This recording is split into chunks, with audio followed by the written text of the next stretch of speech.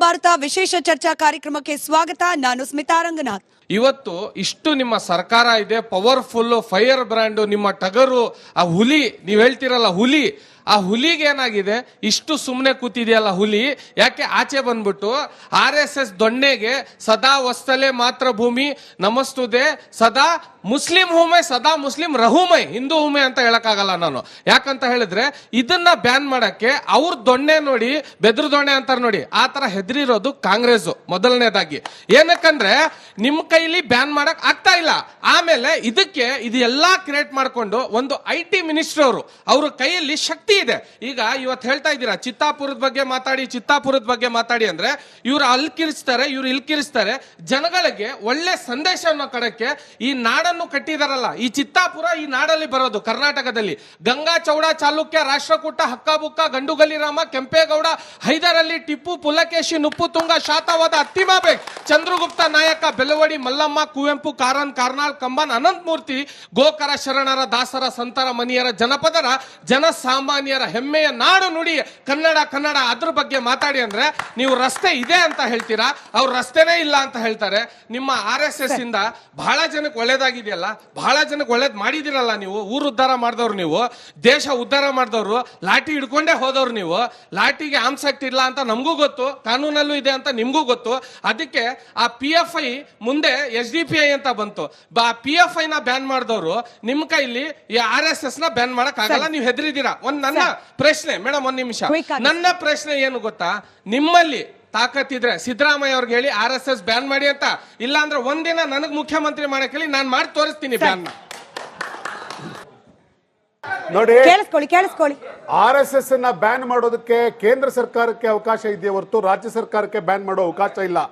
ಸಿದ್ದರಾಮಯ್ಯನವ್ರನ್ನೆಲ್ಲ ನಿನ್ನ ಮುಖ್ಯಮಂತ್ರಿ ಮಾಡಿ ಕೂರಿಸಿದ್ರು, ನಿಮ್ ಕೈಲಿ ಏನು ಮಾಡಕ್ಕಾಗಲ್ಲ. ಸರಿ, ಅತ್ಯಂತ ಸುದೀರ್ಘ ಅವಧಿಯಲ್ಲಿ ಕೇಂದ್ರ ಸರ್ಕಾರದಲ್ಲಿದ್ದ ಕಾಂಗ್ರೆಸ್ನವ್ರು ಯಾಕೆ ಮಾಡ್ಲಿಲ್ಲ? ಮಾಡಿದ್ರು, ಹಿಂದೆ ನಿಷೇಧ ಮಾಡಿದ್ರು, ಕ್ಷಮೆ ಕೇಳ್ಕೊಂಡ್ರು, ಕೈ ಮುಗಿದು ಕ್ಷಮೆ ಕೇಳ್ಕೊಂಡ್ರು, ಮುಚ್ಚಳಿಕೆ ಪತ್ರ ಬರ್ಕೊಟ್ರು, ಸಾರಿ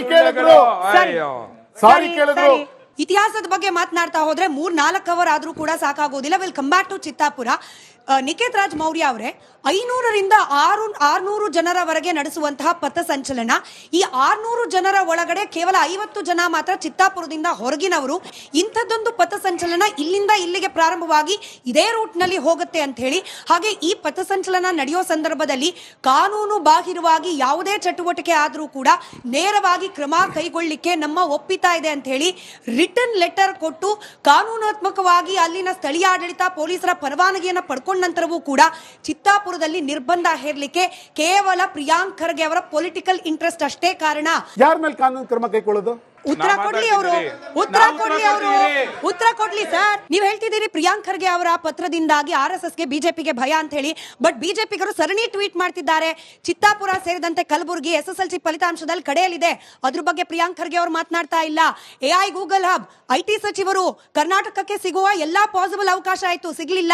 ಅದನ್ನ ಮರೆಮಾಚಲಿಕ್ಕೆ ಕಲಬುರಗಿಯಲ್ಲಿ ರಸ್ತೆ ವ್ಯವಸ್ಥೆ ಹಾಳಾಗಿದೆ, ಇದನ್ನೆಲ್ಲ ಮರೆಮಾಚಲಿಕ್ಕೆ, ಇದರಿಂದ ಡೈವರ್ಟ್ ಮಾಡ್ಲಿಕ್ಕೆ ಪ್ರಿಯಾಂಕ್ ಖರ್ಗೆ ಅವರು ತಂದಿರುವ ಹೊಸ ಅಸ್ತ್ರ RSS. ಮೋಹನ್ ವಿಶ್ವ ಅವರೇ, ನಿಮ್ಮದೇ ಪಕ್ಷದ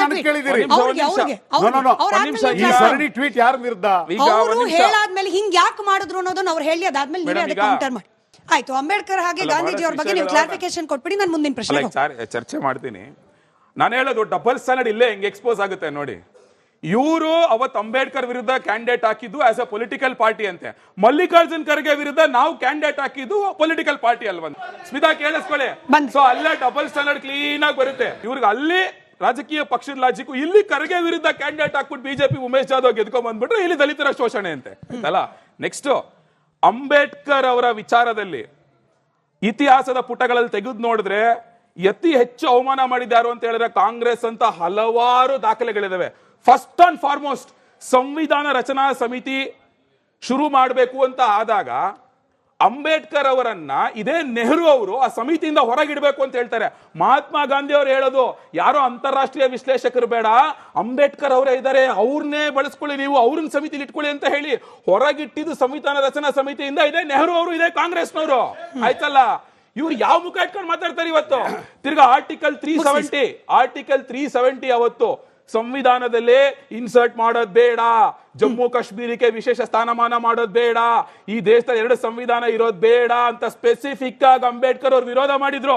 ಅವರ ವಿರೋಧದ ನಡುವೆಯೂ ಅದನ್ನ ಹಾಕಿದ್ದು ಸಂವಿಧಾನದಲ್ಲಿ ಯಾರು ಅಂತ ಹೇಳಿದ್ರೆ ಇದೇ ನೆಹರು, ಇದೇ ಕಾಂಗ್ರೆಸ್ ಪಕ್ಷ. ಅದನ್ನ 2019ರಲ್ಲಿ ಭಾರತೀಯ ಜನತಾ ಪಕ್ಷ ಅಧಿಕಾರಕ್ಕೆ ಬಂದಾಗ ತೆಗೆದು ಹಾಕಿದ ನಂತರ